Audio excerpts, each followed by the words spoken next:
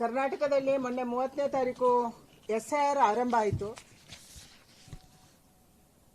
ಎಸ್ಐಆರ್ನ ಮಧ್ಯದಲ್ಲೇ ಪಿಆರ್ಸಿಯನ್ನು ತಂದಿದ್ದಾರೆ,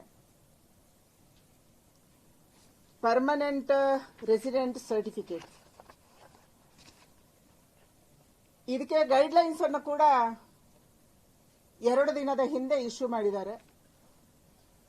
operational framework for facilitation and time bound assurance of permanent residence certificates ಅಂತ ಹೇಳಿ ಮಾಡಿದ್ದಾರೆ. ಅಂದರೆ ಶಾಶ್ವತ ನಿವಾಸ ಪ್ರಮಾಣ ಪತ್ರ, ಸುಗಮ ಮತ್ತು ಕಾಲಬದ್ಧ ವಿತರಣೆಗೆ ಸರ್ಕಾರಿ ಪ್ರಮಾಣ ಪತ್ರಗಳು ಮತ್ತು ನಾಗರಿಕ ಸೇವೆಗಳ ವಿತರಣೆಗೆ ಕಾರ್ಯಾಚರಣಾ ಚೌಕಟ್ಟು.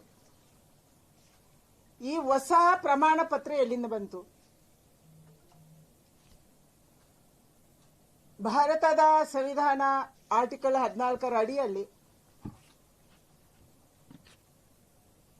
ಭಾರತದಲ್ಲಿ ಭಾರತೀಯರಿಗೆ ಒಂದು ದೇಶ ಒಂದು ಪೌರತ್ವ ಇದೆ. ಈ ಒಂದು ದೇಶ ಒಂದು ಪೌರತ್ವಕ್ಕೆ ವಿರೋಧಾಭಾಸವಾಗಿ ಇವತ್ತು ಪರ್ಮನೆಂಟ್ ರೆಸಿಡೆನ್ಸ್ ಸರ್ಟಿಫಿಕೇಟ್ಸ್ ಅನ್ನ ಕರ್ನಾಟಕ ರಾಜ್ಯದಲ್ಲಿ ವಿತರಣೆ ಮಾಡೋಕ್ಕೆ ಕಾಂಗ್ರೆಸ್ ಹೊರಟಿದೆ. ನಮ್ಮ ದೇಶದಲ್ಲಿ ಪೌರತ್ವ ನೀಡಕ್ಕೆ ಅಧಿಕಾರ ಇರುವಂತದ್ದು ಕೇವಲ ಕೇಂದ್ರ ಸರ್ಕಾರಕ್ಕೆ ಮಾತ್ರ. ಕೇಂದ್ರ ಸರ್ಕಾರಕ್ಕೆ ಸಿಟಿಸನ್ಶಿಪ್ ಕೊಡೋದಕ್ಕೆ, ಅಂದ್ರೆ ನಾಗರಿಕತೆ ಪ್ರಮಾಣ ಪತ್ರ,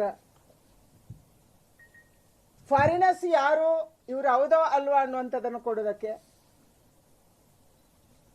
ವಲಸೆ ಸರ್ಟಿಫಿಕೇಟ್ ಕೊಡೋದಕ್ಕೆ, ಅಂದ್ರೆ ಇಮಿಗ್ರೇಷನ್ ಸರ್ಟಿಫಿಕೇಟ್ ಕೊಡೋದಕ್ಕೆ,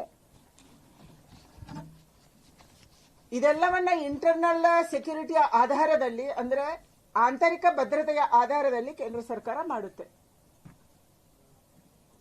ನಮ್ಮ ಸಂವಿಧಾನ ಕೂಡ ಇದನ್ನೇ ಹೇಳಿದೆ, ಒಂದು ನಾಗರಿಕನಿಗೆ ಒಂದು ಪೌರತ್ವ ಇರಬೇಕು. ಆದ್ರೆ ಕರ್ನಾಟಕದಲ್ಲಿ ಇವತ್ತು ಪರ್ಮನೆಂಟ್ ರೆಸಿಡೆನ್ಸ್ ಸರ್ಟಿಫಿಕೇಟ್ ಅನ್ನ ಯಾಕೆ ಕೊಡಕ್ಕೆ ಹೊರಟಿದ್ದಾರೆ? ಇದರ ಹಿಂದಿರುವಂತಹ ಷಡ್ಯಂತ್ರ ಏನು, ಉದ್ದೇಶ ಏನು ಸರ್ಕಾರದ್ದು?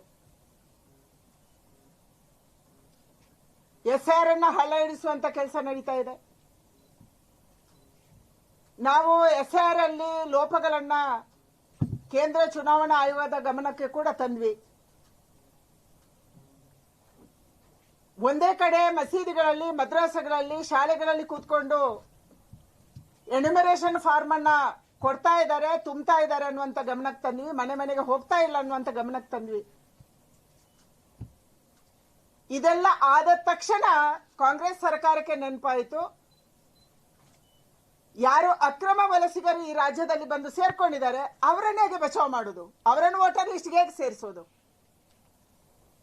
ಅವರಿಗೆ ಸೌಲಭ್ಯಗಳನ್ನು ಹೇಗೆ ಕೊಡೋದು? ಅವರಿಗೆ ಸೌಲಭ್ಯಗಳನ್ನ ಕೊಡೋದಕ್ಕಾಗಿ, ಅವರನ್ನೇ ವೋಟರ್ ಲಿಸ್ಟ್ಗೆ ಸೇರಿಸೋದಕ್ಕಾಗಿ ಈ ಪರ್ಮನೆಂಟ್ ರೆಸಿಡೆನ್ಸ್ ಸರ್ಟಿಫಿಕೇಟ್ ಹೊಸದಾಗಿ ಇವರು ಆಲೋಚನೆ ಮಾಡಿದ್ದಾರೆ. ಕೇವಲ ಆಲೋಚನೆಗೆ ನಿಂತಿದ್ರೆ ಓಕೆ ಇತ್ತು. ಆದ್ರೆ 2 ದಿನದ ಹಿಂದೆ ಇದಕ್ಕೆ ಅಧಿಸೂಚನೆಯನ್ನು ಕೂಡ ಹೊರಡಿಸಿದ್ದಾರೆ. ಈ ಅಧಿಸೂಚನೆ ನಮ್ಮ ಸಂವಿಧಾನ ವಿರೋಧಿ ಇದೆ, ಕಾನೂನಿ ವಿರೋಧಿ ಇದೆ, ಭಾರತದ ಆಂತರಿಕ ಭದ್ರತೆಗೆ ಒಂದು ದೊಡ್ಡ ಸವಾಲಾಗಿದೆ.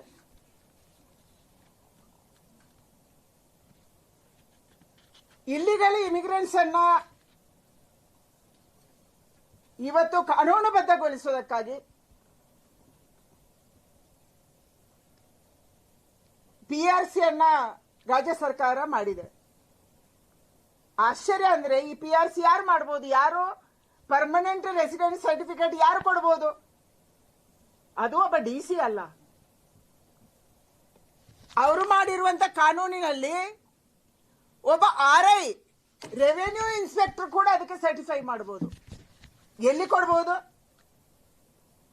ಬೆಂಗಳೂರು 1ನಲ್ಲಿ ಅಪ್ಲಿಕೇಶನ್ ತಗೋಬಹುದು, ಅಟಲ್ ಕೇಂದ್ರದಲ್ಲಿ ಅಪ್ಲಿಕೇಶನ್ ತಗೋಬಹುದು, ಎಲ್ಲಿ ಕೂಡ ಅಪ್ಲಿಕೇಶನ್ ತಗೋಬಹುದು. ಅವರಿಗೆ RI ಸರ್ಟಿಫೈ ಮಾಡಿದ್ರೆ ಸಾಕು. ಇವತ್ತು ಎಸ್ಐಆರ್ ನಡೆದ ಮೇಲೆ ನಮಗೆ ಗೊತ್ತಾಗಿರುವಂತದ್ದು, ಇದೇ ರೀತಿಯ ಸರ್ಟಿಫಿಕೇಟ್ ಅನ್ನು ಕೊಡೋದಕ್ಕೆ 50 ರೂಪಾಯಿ ಕೊಟ್ಟು ಕೂಡ BLOಗಳು ಸರ್ಟಿಫೈ ಮಾಡ್ತಾ ಇದ್ದಾರೆ ಅಂತ ಹೇಳಿ ನಮ್ಮ ಹತ್ರ ವಿಡಿಯೋ ಇದೆ. ನಿನ್ನೆ ಮೈಸೂರಿನಲ್ಲಿ ಎನ್ಯುಮರೇಷನ್ ಫಾರ್ಮ್ ಕೊಡೋದಕ್ಕೆ ತುಂಬೋದಕ್ಕೆ 50 ರೂಪಾಯಿನ ಕಲೆಕ್ಟ್ ಮಾಡ್ತಿದ್ದಾರೆ. ವಿಡಿಯೋದಲ್ಲಿ ಹೇಳ್ತಾ ಇದ್ದಾರೆ 50 ರೂಪಾಯಿ ಕೊಡಬೇಕು ಅಂತ ಹೇಳಿ. ಅಂದ್ರೆ ಕರ್ನಾಟಕದಲ್ಲಿ ಈ PRC ದುರುಪಯೋಗ ಆಗೋಲ್ಲ ಅನ್ನೋದಕ್ಕೆ ಖಾತ್ರಿ ಯಾರು ಖಾತ್ರಿ ಮಾಡ್ತಾರೆ? ಮತ್ತೆ ಭಾರತದ ನಾಗರಿಕತೆಯನ್ನು ಕೊಡೋದಕ್ಕೆ ನೀವು ಯಾರು? ಇದನ್ನು ಕೇಂದ್ರ ಸರ್ಕಾರ ಕೊಡಬೇಕು. ಎಕ್ಸ್ಟರ್ನಲ್ ಅಫೇರ್ಸ್ ಡಿಪಾರ್ಟ್ಮೆಂಟ್ ಅಲ್ಲಿ ಇದರ ಬಗ್ಗೆ ಅವಲೋಕನ ಆಗಬೇಕು. ಭಾರತದ ನಾಗರಿಕ ಹೌದಾ ಅಲ್ವಾ ಅನ್ನೋಂಥದ್ದು ತೀರ್ಮಾನ ಆಗಬೇಕು. ನೀವು ಭಾರತದ ಸಂವಿಧಾನವನ್ನು ಹಿಡ್ಕೊಂಡು ಹೋಗ್ತೀರಿ ಎಲ್ಲ ಕಡೆ. ರಾಹುಲ್ ಗಾಂಧಿ ಅವರ ಕೈಯಲ್ಲಿ ಭಾರತದ ಸಂವಿಧಾನ, DK ಶಿವಕುಮಾರ್ ಕೈಯಲ್ಲಿ ಕೂಡ ಭಾರತದ ಸಂವಿಧಾನ, ಪ್ರಮಾಣ ವಚನ ಸ್ವೀಕಾರ ಮಾಡುವಾಗಲೂ ಭಾರತದ ಸಂವಿಧಾನ. ಒಳಗೆ ಖಾಲಿ ಇದ್ರೂ ಅಡ್ಲಿಲ್ಲ, ಯಾಕಂದ್ರೆ ನಿಮ್ ತಲೆನೂ ಖಾಲಿ ಇದೆ. ತಲೆ ಇದ್ದಿದ್ರೆ ಭಾರತದ ಸಂವಿಧಾನ ಆರ್ಟಿಕಲ್ 14 ಪ್ರಕಾರ ಯಾರಿಗೂ ಕೂಡ ಭಾರತದ ನಾಗರಿಕತೆಯನ್ನು ಕೊಡಕ್ಕೆ ಆಗಲ್ಲ. ಒಂದು ದೇಶದಲ್ಲಿ ಒಂದು ನಾಗರಿಕತೆ,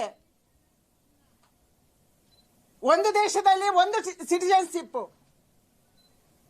ಅಂದ್ರೆ ನೀವು ಪೌರತ್ವದ ಇಡೀ ವ್ಯವಸ್ಥೆಯನ್ನು ಹಾಳು ಮಾಡಕ್ಕೆ ರಾಜ್ಯ ಸರ್ಕಾರ ಹೊರಟಿದೆ. ನಿಮ್ಮ ಉದ್ದೇಶ ಒಂದೇ, ನಿಮ್ಗೆ ವೋಟ್ ಬ್ಯಾಂಕ್.